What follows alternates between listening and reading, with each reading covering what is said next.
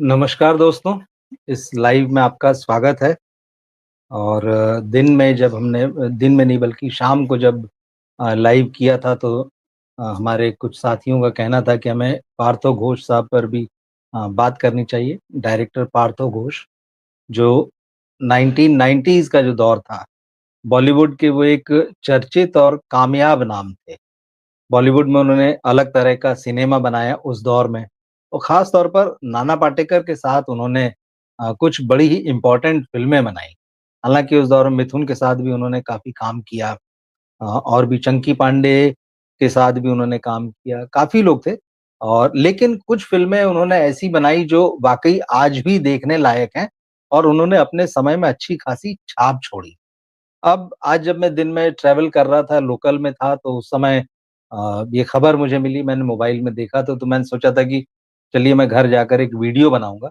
लेकिन फिर जब शाम को हम लोगों की बात हो रही थी लाइव पे तो जब साथियों ने कहा कि इन पर बात होनी चाहिए, तो मैं सोचा वीडियो बनाने के बजाय जो है मैं रात को लाइव ही करूँगा इस पर और पार्थो घोष साहब पर बात करूँगा।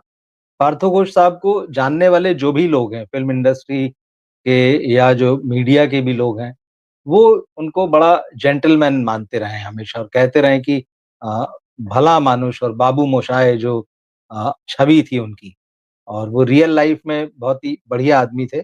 लेकिन सिनेमा उनका अगर आप देखें, तो जितने सरल सीधे वो रियल लाइफ में थे, उनका सिनेमा जो है उतना ही साइकोलॉजिकल लेवल पर आपको काम करता और खेलता हुआ मिलेगा। तो उस पर हम बात करेंगे।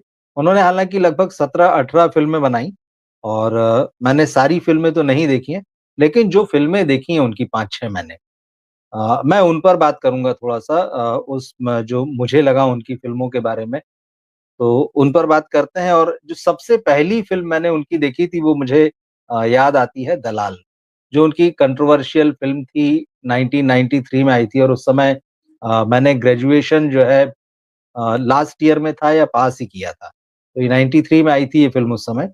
तो वहाँ से मेरा पहला परिचय था। हालाँकि उससे पहले 100 डेज़ नाम की एक फ़िल्म आई थी जो मैंने बाद में देखी और इस फ़िल्म के गाने उस समय बड़े चले थे, वो कैसेट का दौर था। इस फ़िल्म में माधुरी दीक्षित थी 100 डेज़ में, जैकी श्रॉफ थे और माधुरी दीक्षित एक ऐसी लड़की बनी थी उस फ़िल्म में, जिसको भविष्य में या आने वाले दिनों में जो घटनाएँ होने वाली है, उसका पहले से आभास हो जाता है, वो उसको पहले से दिख जाती हैं और वो एक हत्या होते हुए देख लेती हैं। अब वो जो हत्या करने वाला व्यक्ति है, उसमें जो उनको दिखाई देता है, वो है जैकी श्रॉफ। अब जैकी श्रॉफ को भी ये बात पता चल जाती है, तो अब जैकी श्रॉफ उस लड़की को मारना चाहता है और वो लड़की बचेगी या क्या होगा? अभी अगर आपने फ़िल्म ना देखी हो तो देखिएगा, तो जैसे मैंने कहा कि साइकोलॉजिकल मामला जो था, पार्थो घोष साहब की फ़िल्मों में वो आपको बड़ी बखूबी जो है अंडरलाइन किया हुआ नज़र आता है। और ये पार्थो घोष की पहली फ़िल्म थी और पहली ही फ़िल्म जो थी उनकी सुपरहिट थी, म्यूज़िकल थी, गाने बहुत बढ़िया थे। तो इसी फ़िल्म ने उनको जमा दिया। हालाँकि वो जो 1985 के आस-पास के दौर से फ़िल्म इंडस्ट्री में असिस्टेंट डायरेक्टर के रूप में काम कर रहे थे। लेकिन क्योंकि वो इंडिपेंडेंट फ़िल्म मेकर बनना चाहते थे तो लोगों से मिलते-जुलते भी रहते थे। मगर पहला मौका जो है उनको 100 डेज़ में मिला प्रोड्यूसर प्राणलाल मेहता की फ़िल्म में। अब इसकी भी एक बड़ी एक रोचक सी कहानी है। प्राणलाल मेहता से पार्थो घोष का जो परिचय है वो मुनमुन सेन ने कराया था और मुनमुन सेन ने पार्थो घोष के साथ एक फ़िल्म में काम किया था, तेरे बिना भी क्या जीना। वहाँ उनको लगा कि इस लड़के में पोटेंशियल है और उन्होंने प्राणलाल मेहता से कहा था कि आप इस लड़के से मिलिए और अच्छा मेकर है और समझदार है, राइटर भी है। तो होता है कि प्रोड्यूसर्स के पास भी जो है बहुत सारे लोग रोज़ मिलने आते हैं। तमाम लोग जो हैं उनसे मौका माँगते हैं कि भाई एक हमें चांस दीजिए, हम फ़िल्म बनाएँगे आपके लिए। और प्राणलाल मेहता उस वक़्त बड़े डायरेक्टर थे और एक साथ फ़िल्में बनती रहती थी। ऐसा नहीं होता था आज की तरह कि एक प्रोजेक्ट चल रहा है, फिर वो पूरा होगा, फिर दूसरा होगा। क्योंकि वो प्रोड्यूसर थे तो वो फ़िल्में बनाते रहते थे। तो उस वक़्त जो है उन्होंने टाल दिया कि ठीक है भाई एक काम करो कुछ कहानी वगैरह लिख के लाओ हम देखते हैं, स्क्रिप्ट लिख के लाओ देखते हैं। तो कुछ एक मौके हुए जब पार्थो घोष जो है उनके पास कहानी ले गए, स्क्रिप्ट ले गए। प्राणलाल मेहता ने कभी देखा, नहीं देखा, टाल दिया, ठीक है अच्छी बात है, देखते हैं। तो ये चीज़ें चल रही थी।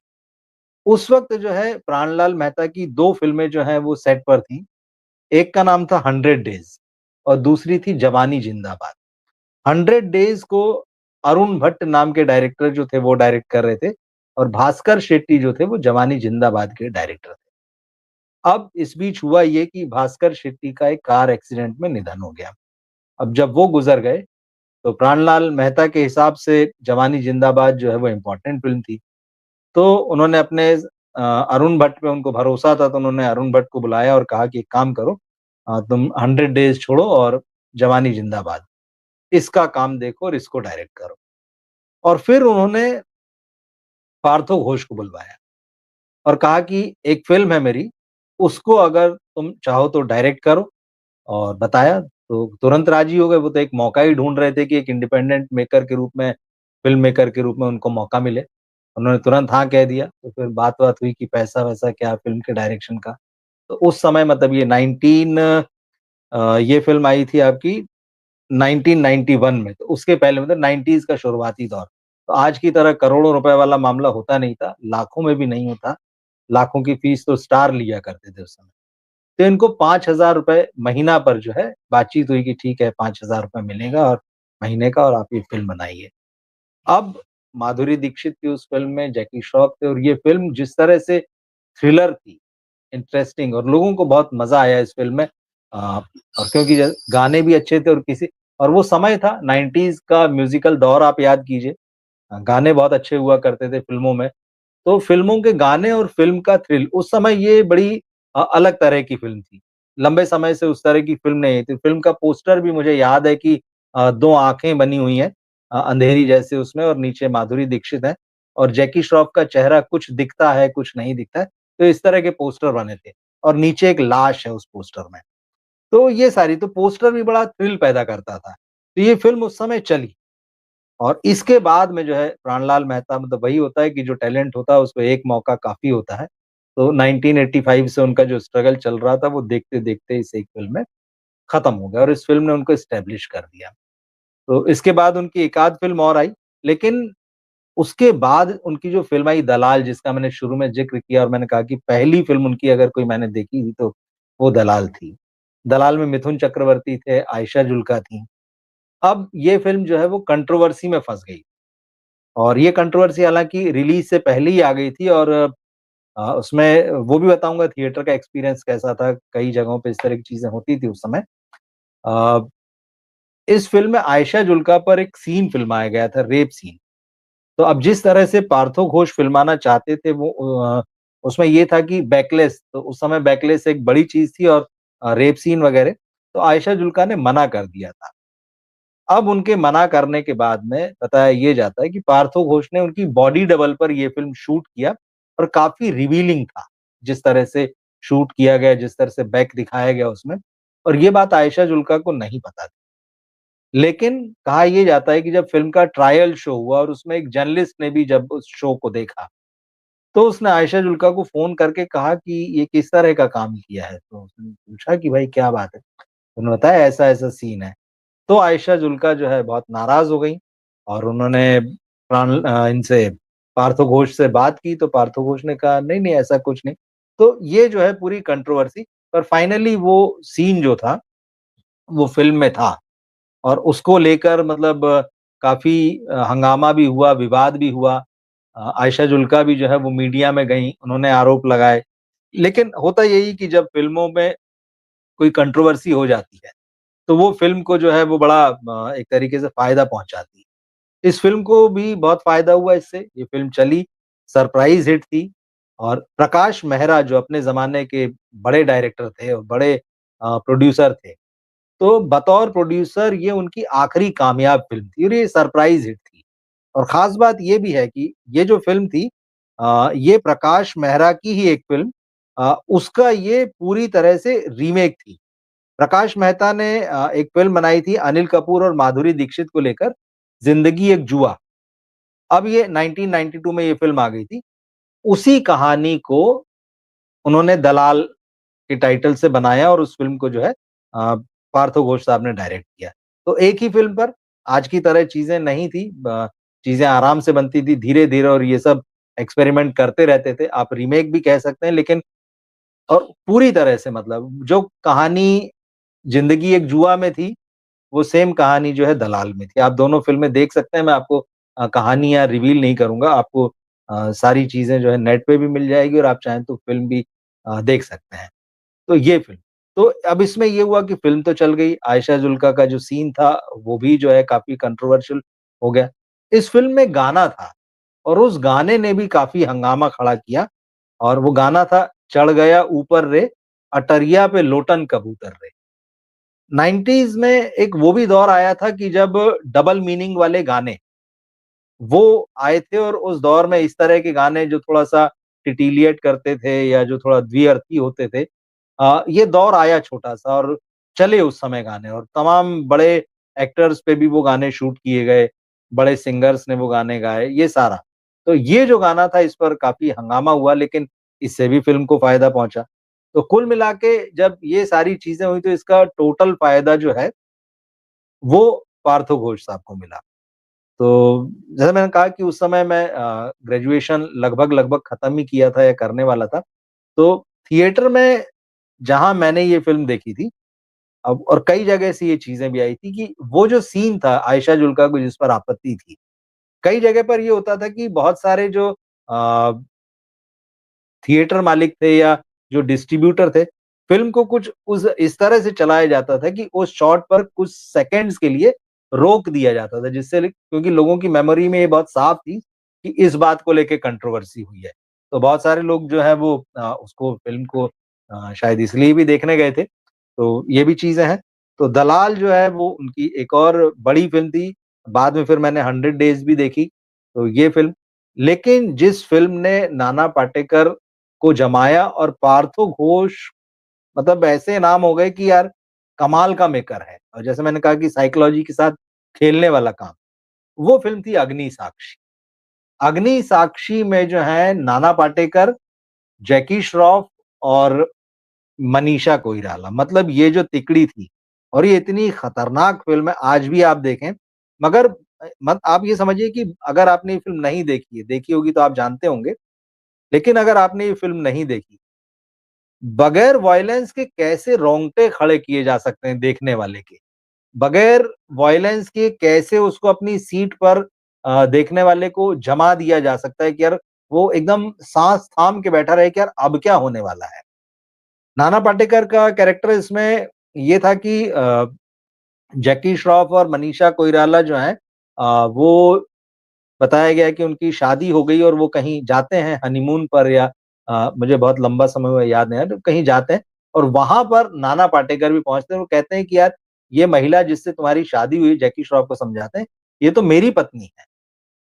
यहाँ से पूरा ड्रामा शुरू होता है और वो क्लेम करते हैं और फिर वो जैकी श्रॉफ को लाके कुछ वो वीडियो वगैरह भी दिखाते हैं और जिसमें वो सारी चीज़ें रहती है। नाना पाटेकर और मनीषा कोइराला के बीच में हस्बैंड वाइफ की तरह जो सारी तो वो एक बड़ा गजब का थ्रिलर था और उस फ़िल्म में आपको नाना पाटेकर को देखकर डर लगता था कि मतलब ये आदमी पता नहीं कितना पागल है और अब ये क्या करने वाला है। तो जिस तरह से डोमेस्टिक वायलेंस जो होता है उसको लेकर ख़ास तौर पर, तो ये बहुत नाना का काम जो था वो कमाल का था और नाना की अगर आपको बहुत चुनिंदा फ़िल्में देखनी हो या नाना की बेस्ट फ़िल्मों की अगर कोई लिस्ट बनेगी, फ़िल्मोग्राफ़ी बनेगी, तो उसमें अग्नि साक्षी को ज़रूर रखा जाएगा। और अग्नि साक्षी वो फ़िल्म है जिसने नाना पाटेकर को नेशनल अवार्ड दिलाया था एक्टिंग के लिए। तो ये जो नाना का ये वाला साइड है कि एकदम जो उनके कैरेक्टर में या जो उनके एक सनकीपन दिखाई देता है, जो पागलपन दिखाई देता है। क्रांतिवीर वगैरह जैसी फ़िल्में और तिरंगा जैसी फ़िल्में, ये सारी फ़िल्में तो ठीक है अपनी जगह पर।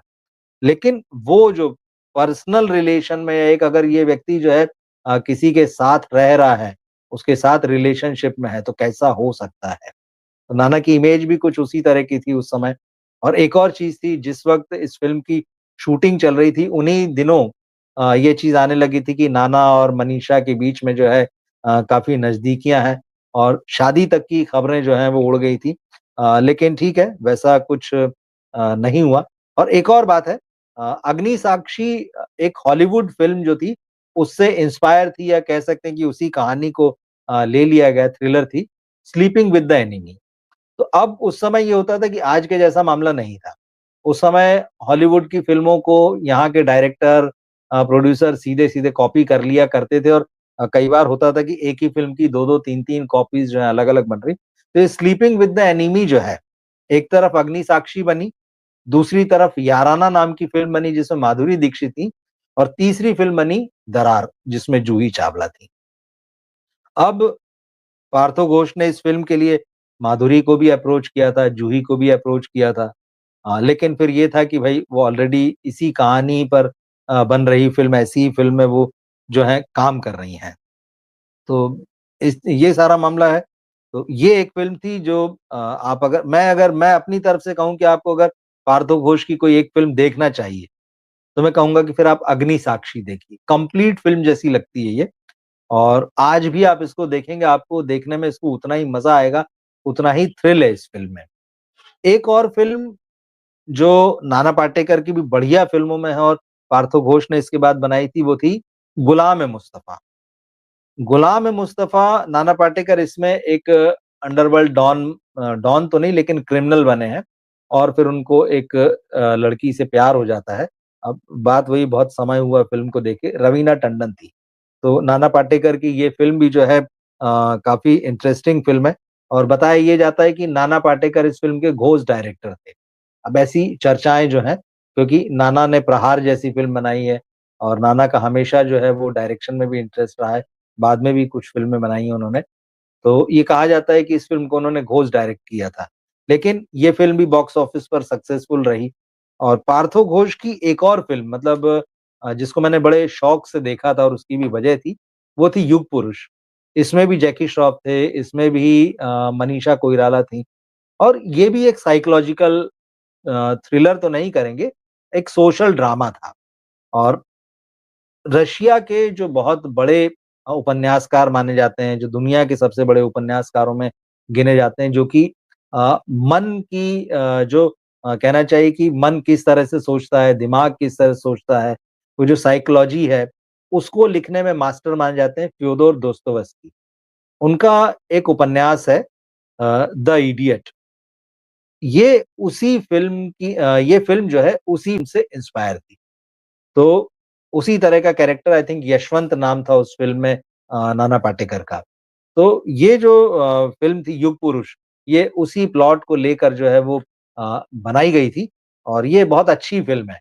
हालाँकि ये सफल रही ये फ़िल्म भी, लेकिन उस तरह का कमर्शियल सक्सेस जो अग्निसाक्षी को मिला, जो दलाल को मिला या फिर जो 100 डेज़ को मिला था, उस तरह का नहीं रहा। लेकिन ये फ़िल्म भी वाक़ई देखने वाली फ़िल्म है और बहुत ही शानदार फ़िल्म है ये। तो इसको देखा जाना चाहिए। तो ये फ़िल्में हैं जो मैंने देखी। इसके अलावा बाकी फ़िल्में मैंने नहीं देखी लेकिन अगर आप पार्थो घोष साहब की फ़िल्मोग्राफ़ी देखें, तो उन्होंने 17 या 18 फ़िल्में बनाई हैं और लास्ट लास्ट तक मतलब 2010 में उनकी आखिरी फ़िल्म आई थी। तो वो बनाते रहे फ़िल्में। लेकिन वही होता है समय के साथ चीज़ें बदल जाती है, फ़िल्म मेकिंग बदल जाती है।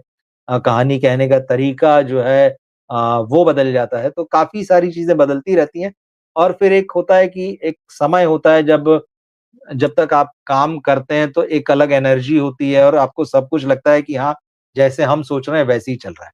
फिर बाद में चीज़ें कभी-कभी डिक्लाइन होने लगती हैं और बॉलीवुड में तो फ़िल्म इंडस्ट्री में तो ये है कि भाई जब तक आपकी फ़िल्में चल रही हैं तब तक जो है आपका सब कुछ ठीक चल रहा है ये समझिए। तो युग पुरुष जो थी मेरे हिसाब से वो बहुत बढ़िया फ़िल्म थी। उसके बाद भी जैसे उनकी फ़िल्में आई लेकिन फिर वो मैं देख नहीं पाया। वो फिर उस तरह से नहीं रही कि वो देखा जाए। मगर ये वाला जो दौर था 100 डेज़ से लेके कह सकते हैं युग पुरुष तक का 91 से लेके 98 तक। इन 7 सालों में ये जो 4-5 फ़िल्में बनाई पार्थो घोष ने, ये वाक़ई ऐसी फ़िल्म है कि आप इनको मिस ना करें। ये अभी भी आपको जो है बहुत कंटेम्परेरी मालूम पड़ेगी, अभी भी आपको बहुत फ्रेश लगेगी। आपको लगेगा कि हाँ, ये आज के समय की कहानी है या आज के जैसा ही सिनेमा है। तो ये इंटरेस्टिंग फ़िल्म है। एक और बात है जैसे मैंने दलाल का ज़िक्र किया कि काफ़ी विवादों में रही थी और उसके बाद में वो जो गाना भी मैंने बताया वो सब चीज़ें।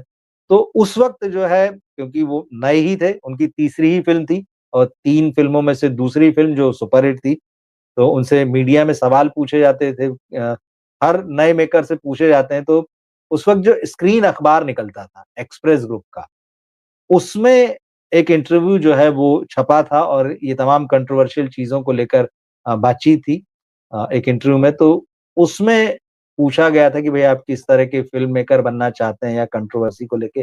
तो पार्थो घोष साहब के उसमें जो शब्द थे वो ये थे कि मैं यहाँ सुभाष घई बनने आया हूँ, सत्यजीत रे नहीं।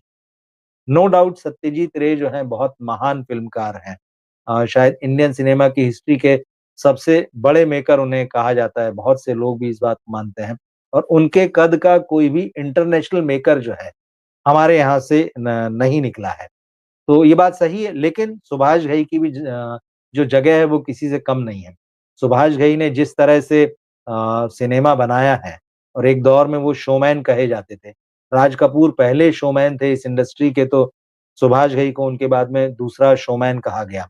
और वो 90s का वो दौर था जब सुभाष घई फ़िल्म मेकर्स के, डायरेक्टर्स के एक आइडल के तौर पे थे, लोग उनके जैसा बनना चाहते थे। तो अगर पार्थो घोष ने ये बात कही कि भाई मैं यहाँ सुभाष घई बनने आया हूँ, सत्यजीत रे बनने नहीं आया हूँ। और शायद ये भी कि लगभग ये मुझे याद है कि शायद वही दौर है जब सुभाष घई की भी फ़िल्म खलनायक का जो गाना है चोली के पीछे क्या है, तो वो भी शायद जो है वो इसी के आस-पास आया था। हाँ जी, खलनायक भी 1993 में आई थी और दलाल भी जो है वो 1993 में आई थी। तो दोनों ही गाने जो है थोड़ा-सा डबल मीनिंग, थोड़ा टिटिलिएट करने वाले, चाहे देखने में, चाहे सुनने में। और जैसे मैंने कहा कि उस समय वो एक दौर आया था 90s की शुरुआत में ऐसे जब इस तरह के गाने जो हैं, आने लगे थे। एक समय था और वो गाने भी आप सुन सकते हैं, वो आपको मिल जाएँगे, ऐसा नहीं कि वो कहीं खो गए हैं। तो म्यूज़िक का 90s के दौर के संगीत में बड़ी मिठास थी। लेकिन होता है कि हर तरह का फ्लेवर होता है। तो जैसे आज जो है हाउसफुल 5 भी आप एक फ्लेवर मान लीजिए। हालाँकि ये खराब दौर है फ़िल्म इंडस्ट्री का। वो सिनेमा का अच्छा दौर था। तो अच्छे दौर में जब कुछ ऐसी चीज़ें आई तो वो चल गईं। कुछ अच्छे दौर के साथ में वो चीज़ें ढक भी गई। लेकिन अब आज के दौर में अगर इस तरह की फ़िल्म आती तो उस पर बात होती और बहुत अलग से वो चीज़ें पॉइंट आउट होती है। तो मैं सोचा पार्थो घोष साहब उनकी कुछ फ़िल्में जैसे मैंने कहा सारी तो नहीं देखी हैं, लेकिन हाँ, ये जो फ़िल्में मैंने आपको बताई हैं ये सारी उनकी पाँचों फ़िल्में जो बहुत कामयाब हैं, लोगों ने देखी हैं उनका असर है और जब उनकी फ़िल्मोग्राफ़ी बनेगी तो इन फ़िल्मों को मेरे हिसाब से जो है वो सबसे ऊपर रखेंगे। तो हम उनको श्रद्धांजलि देते हैं। पहले जैसा मैंने कहा कि सोचा था वीडियो बनाऊँगा लेकिन फिर तय किया कि चलिए रात को लाइव करते हैं। आप लोगों के साथ सीधे बातचीत करते हैं, जुड़ते हैं। अ, मिडनाइट रेन आप कह रहे हैं कि प्रहार भी अच्छी फ़िल्म थी। बिल्कुल, देखिए नाना पाटेकर एक अलग तरह के मतलब आप कहिए शख्सियत हैं, वो अलग ही तरह के कलाकार हैं। तो बिल्कुल सही है वो उनके पास एक विज़न भी है। अ, हाँ, शशांक कुमार कह रहे हैं कि स्लीपिंग विद द ये स्लीपिंग विद एनिमी है ये जिस फ़िल्म की हमने बात की है शशांक जी यहाँ पर। आज की बात मुझे लगता है हमें यहीं ख़त्म करना चाहिए। पार्थो घोष साहब को लेकर जो फ़िल्में मैंने देखी आपके साथ शेयर किया कि मुझे क्या लगा उनकी फ़िल्मों को देखकर और वाक़ई उनके जैसे मेकर्स की आज वाक़ई ज़रूरत है। ये सिनेमा जिस दौर में है, एक अच्छी साइकोलॉजी जानने वाला, जो कहानी के कैरेक्टर हैं, उनकी भी साइकोलॉजी वो जाने और साथ ही जो दर्शक देखने आ रहा है, उसकी भी वो साइकोलॉजी जाने और साथ ही सोसाइटी में जो कुछ चल रहा है, वो हमारे सामने लेकर आए। तो ऐसे मेकर्स की हमें ज़रूरत है। ग्रे व्हाइट साहब कह रहे हैं कि हाँ, बिल्कुल मिथुन चक्रवर्ती के साथ भी उन्होंने कई फ़िल्मों में काम किया है। जैसे दलाल तो है ही उनकी सबसे फ़ेमस फ़िल्मों में। तो ये चंकी पांडे की एक जो चंकी पांडे भी उस दौर के एक जो बड़े स्टार थे और चंकी पांडे के साथ भी उन्होंने फ़िल्में की हैं और उस समय में चंकी पांडे की एक फ़िल्म आई थी। चंकी पांडे का वो टाइम था जिस समय वो ठीक-ठाक चल रहे थे। लेकिन उसके बाद में हाँ, तीसरा कौन एक फ़िल्म थी। तो तीसरा कौन जो है वो चंकी पांडे की बीच में क्योंकि वो बांग्लादेश चले गए थे, तो उस दौर की वो आखिरी फ़िल्म मतलब उसके बाद में वो फ़िल्म फ्लॉप हो जाने के बाद में उन्होंने एक तरीके से संन्यास ले लिया था बॉलीवुड की फ़िल्मों से और 2-3 साल, 4 साल उन्होंने कोई काम नहीं किया था, फिर उसके बाद वो बांग्लादेश चले गए थे और बांग्लादेश में एक दौर आया था चंकी पांडे का। हालाँकि वो बहुत छोटा-सा था आई थिंक शायद डेढ़ 2 साल का था। वो उस दौर में चंकी पांडे आप समझिए बांग्लादेश के जो सुपरस्टार थे, वो बांग्लादेश के अमिताभ बच्चन बन गए थे। तो वहाँ भी उन्होंने काम किया लेकिन ये जो फ़िल्म है, तीसरा कौन? तो इसमें भी मिथुन चक्रवर्ती थे। तो इस फ़िल्म के बाद में जो है चंकी पांडे थोड़ा-सा सिनेमा से हिंदी सिनेमा से दूर हो गए, बांग्लादेश चले गए। देखिए बॉलीवुड में यही है, कहानियों के साथ कहानियाँ जुड़ी होती हैं। आप एक व्यक्ति की चर्चा कीजिए तो कोई ऐसी बात निकल आएगी। जैसे मैंने कहा कि प्रकाश मेहरा जैसे डायरेक्टर, उन्होंने डायरेक्टर, प्रोड्यूसर के रूप में बड़ी फ़िल्में बनाई, लेकिन जब आप दलाल को याद करते हैं, तो वो उनकी आखिरी कामयाब फ़िल्म है। उससे पहले उन्होंने बहुत सारी कामयाब फ़िल्में दी, बाद में भी जैसे दलाल उन्हीं की एक फ़िल्म का जो है आप कहिए कि रीमेक है। तो ये छोटे-छोटे जो हैं वो आप ट्रिविया कहिए, कुछ भी कहिए सिनेमा की यही खूबसूरती है कि एक-दूसरे से जुड़े हुए रहते हैं। तो कुछ बातें जो मुझे याद आईं, जो मुझे लगा कि आपके साथ शेयर कर सकता हूँ मैं आज वो मैंने की। बाकी आपने कौन-सी इनमें से फ़िल्में देखी हैं? और अगर वो फ़िल्में देखी हैं तो आपका अपना क्या एक्सपीरियंस है, आपको कैसी लगी? या पार्थो घोष साहब को आप किस तरह से याद करते हैं? आज जब उनका निधन हुआ वो 75 इयर्स के थे, तो हम श्रद्धांजलि देते हैं एक बार फिर से। और ये बातचीत और ये वीडियो आपको कैसा लगा? आप कमेंट बॉक्स में ज़रूर लिखिएगा। अपने दोस्तों और फैमिली में इसको शेयर कीजिएगा। मिलते हैं फिर हम अगले लाइव में। नमस्कार।